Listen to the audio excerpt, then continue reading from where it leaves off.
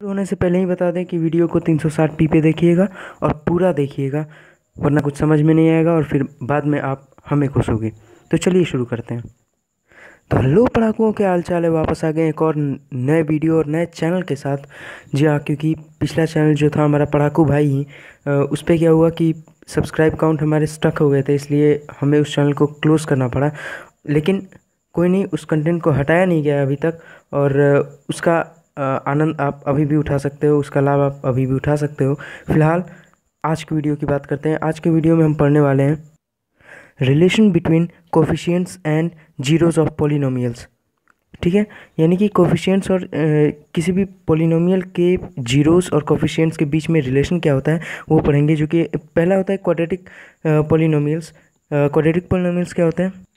Quadratic polynomials वो होते हैं जिसका कि हाईएस्ट पावर 2 होता है। जैसे एक तरह से कह सकते हो कि F of X equals X square plus B X plus C, इस फॉर्म में जो भी आपको पॉलिनोमियल दिखेगा उसे बोलते हैं क्वाड्रेटिक पॉलिनोमियल। तो इसी का आज हम देखेंगे कि जीरोस और कोफिशिएंट्स में क्या रिलेशन होता है। देखिए, कोफिशिएंट्स क्या होता है कि मान लीजिए ये एक्स स्क्वायर है, एक्स स्क्वायर का कोफिशिएंट क्या हुआ? ए हुआ। एक्स का कोफिशिएंट इस टर्म में, एक्स का कोफिशिएंट क्या हुआ? बी हुआ। और इस टर्म में ये सी क्या होता है? कांस्टेंट होता है, तो इसका कोई कोफिशिएंट नहीं होता है, सी का इक्वल सी माना जाता है।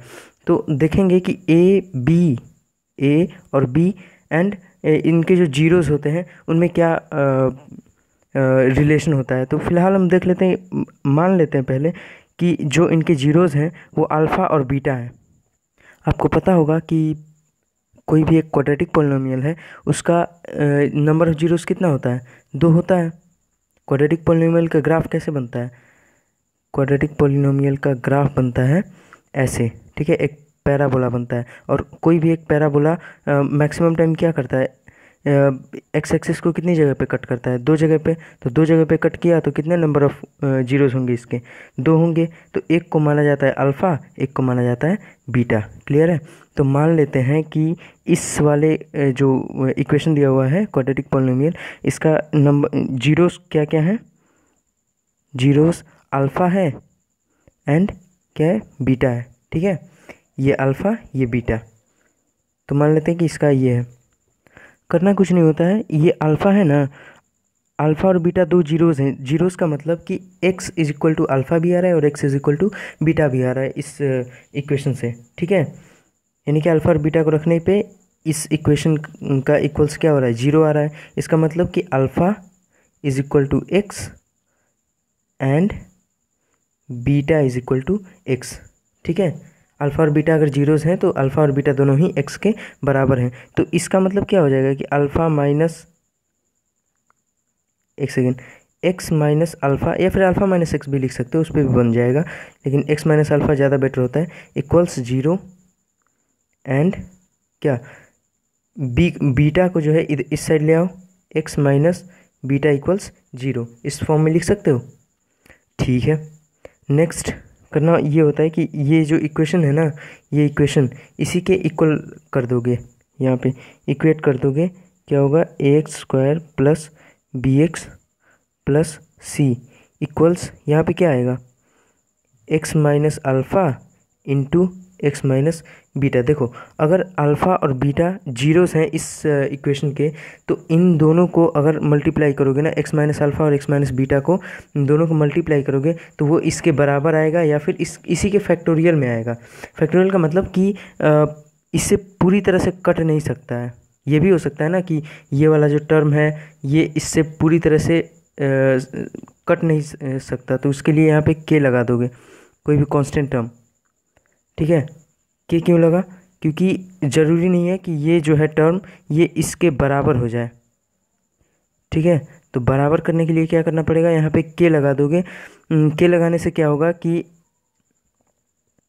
आप एक तरह से कंफर्म रहोगे कि ये वाली जो वैल्यू है वो इसके बराबर है। ठीक है, तो आगे बढ़ते हैं। इसको अब क्या करोगे? ये LHS है, ये RHS है। LHS को छोड़ दो अपनी जगह, RHS को सॉल्व करते हैं। ठीक है, RHS को सॉल्व करते हैं। क्या होगा? कि x minus alpha x minus beta, इसी को सॉल्व करते हैं। के को बाहर छोड़ दो, इसको बनाते हैं जल्दी से। X square minus alpha x minus beta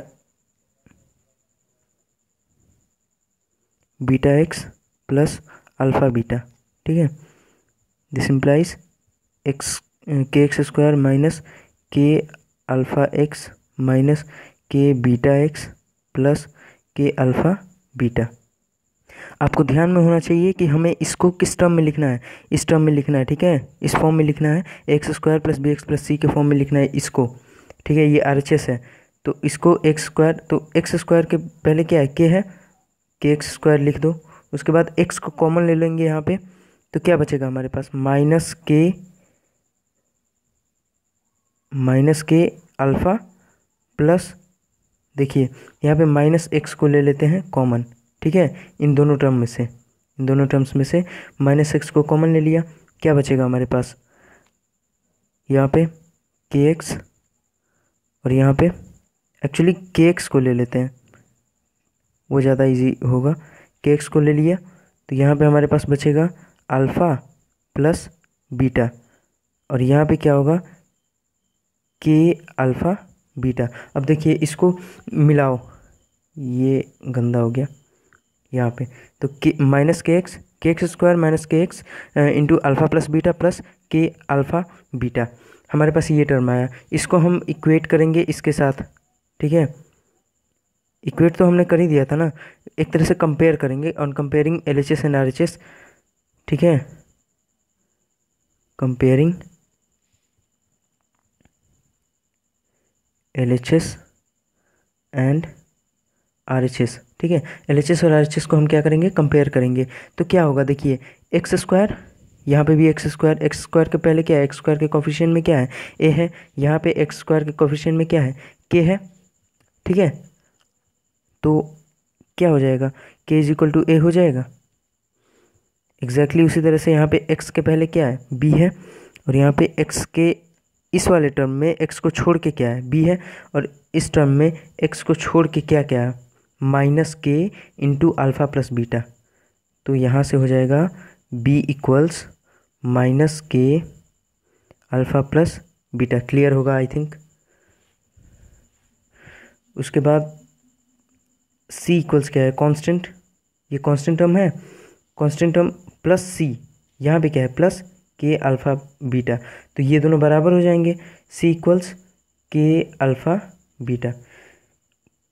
हमने क्या किया कि इसको सॉल्व कर लिया, इसको सॉल्व करने के बाद हमारे पास ये एक टर्म आया, इसको और इसको हमने मिला दिया, ठीक है, इसको और इसको हमने मिला दिया, इसको और इस वाले टर्म को, LHS और RHS को मिलाया, कंपेयर किया, कंपेयर करने के बाद हमें कुछ टर्म्स मिले, क्या मिले, के इज इक्वल टू ए मिला, b is equal to minus k into alpha plus beta मिला, और c is equal to k alpha beta मिला। क्लियर है। तो नेक्स्ट हम क्या करेंगे कि के की जगह पे ए लिख देंगे इन सब फॉर्मूलाज में, ठीक है। तो हमें क्या मिल जाएगा, अल्फ़ा प्लस बीटा इक्वल्स, ये के इधर माइनस के नीचे आ जाएगा, तो बी अपॉन ये माइनस के है, ठीक है, तो माइनस के की जगह पे ए लिख देंगे, तो माइनस ए, ठीक है, माइनस नीचे होता नहीं है, माइनस हो जाता है ऊपर, तो हमें मिल गया alpha plus beta equals minus B upon A, ठीक है। सी इक्वल्स के अल्फ़ा बीटा, ठीक है, के की जगह पे क्या होता है, ए होता है, इसको ला दो इधर नीचे, क्या होगा, सी अपॉन ए इक्वल्स अल्फ़ा बीटा। क्लियर है। यानी कि जो हमारे सम होंगे, जीरोस के सम एक क्वाड्रेटिक पॉलिनोमियल के लिए, वो होता है माइनस बी अपॉन ए। एक्चुअल में यहाँ पे माइनस बी कहना भी गलत होगा, माइनस बी मत कहो, इसको बोल दो कोफिशिएंट ऑफ एक्स। बी क्या है यहाँ पे, कोफिशिएंट ऑफ एक्स है, तो इसको इस तरह से भी लिखा जाता है, इसको ये भी लिख सकते हो कि alpha plus beta equals minus of coefficient of x upon coefficient of x square, ठीक है। इसको इस तरह से भी लिखा जाता है। और दूसरा फॉर्मूला हमारा क्या था, यहाँ से C alpha into beta equals C upon A, ठीक है। तो alpha into beta equals C upon A. C को क्या लिख सकते हो, सी क्या है यहाँ पे, कांस्टेंट टर्म है, इस वाले फॉर्मूले में सी क्या होता है आपको पता है? कांस्टेंट टर्म होता है। तो कांस्टेंट टर्म हो जाएगा आपका कांस्टेंट टर्म अपॉन, जब आप कोफिशिएंट ऑफ एक्स करते हो, x square, coefficient of x square, तब हमें क्या मिलता है? जीरोस के प्रोडक्ट मिलते हैं। इसके क्वेश्चंस किस तरह से आते हैं वो देख लेते हैं। आपके एनसीईआरटी में एग्जांपल नंबर 3 दिया हुआ है क्या? Find the zeros of polynomial x square minus 3 and verify the relation between coefficient and zeros. Basically करना क्या है, सबसे पहले आपको जीरोस प्राप्त कर लेने हैं इसके, ठीक है। इसके जीरोस आपको निकालने हैं। एक्स स्क्वायर माइनस 3 है, ये किस फॉर्म में है? आप इसको एक तरह से कह सकते हो ना, इस फॉर्म में एक्स स्क्वायर माइनस 3 को अंडर रूट में ले लो, ठीक है, अंडर रूट 3 का होल स्क्वायर। अब क्या कह सकते हो इसको कि ये किस फॉर्म में है? A square minus B square के फॉर्म में है। तो A square minus B square क्या होता है? A square minus B square equals A plus B, A minus B, ठीक है। तो A plus B A minus B के फॉर्म में है। यहाँ पे ए क्या है? एक्स है, और बी रूट 3 है। तो उसी तरह से एग्जैक्टली लिख लेना है, x square minus under root 3 के होल स्क्वायर इक्वल्स क्या हो जाएगा? X plus root 3 x minus root 3। तो यहाँ से हमें क्या मिला? दिस इम्प्लाइज कि एक्स प्लस रूट 3 ये एक्चुअल में क्या होता है पता है? ये एक्चुअल में 0 होता है, ठीक है।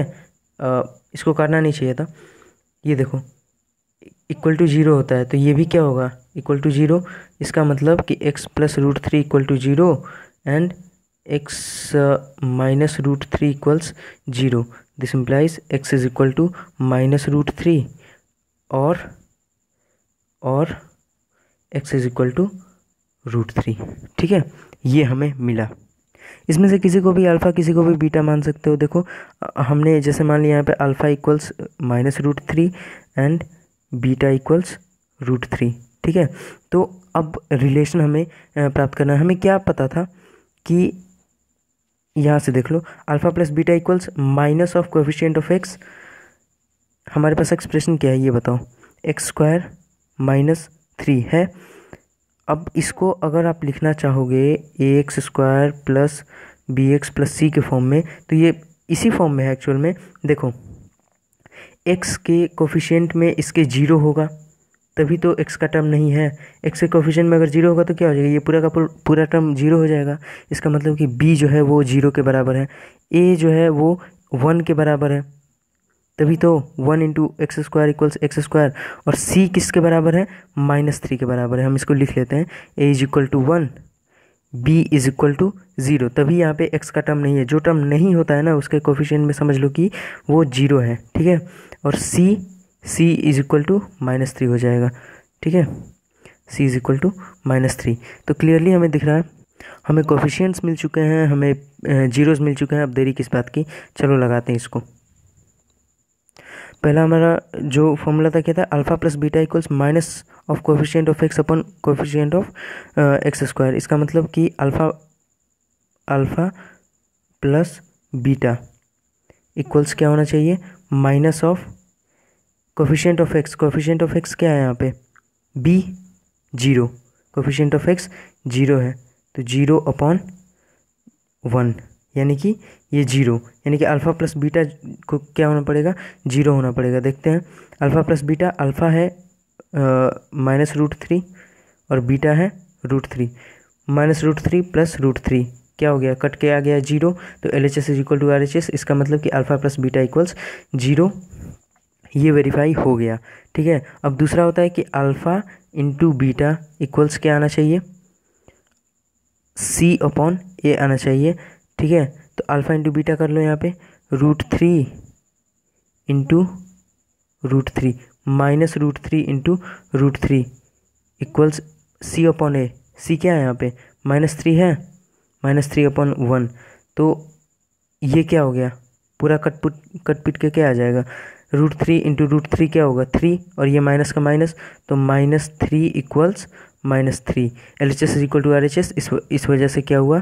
ये वाला भी वेरीफाई हो गया। तो कुछ इसी तरह से आप वेरीफाई कर सकते हो कि आपके रूट्स जो आए हुए हैं, जीरोस जो आए हुए हैं पोलिनोमियल के, क्वाड्रेटिक पोलिनोमियल के, वो सही है या नहीं। बेसिकली आपको इतना सब करने की भी ज़रूरत नहीं है। एग्ज़ाम में आपको बोर्ड के सवाल में एक्चुअली अगले दूसरे या तीसरे लेक्चर में लेकर के आऊँगा।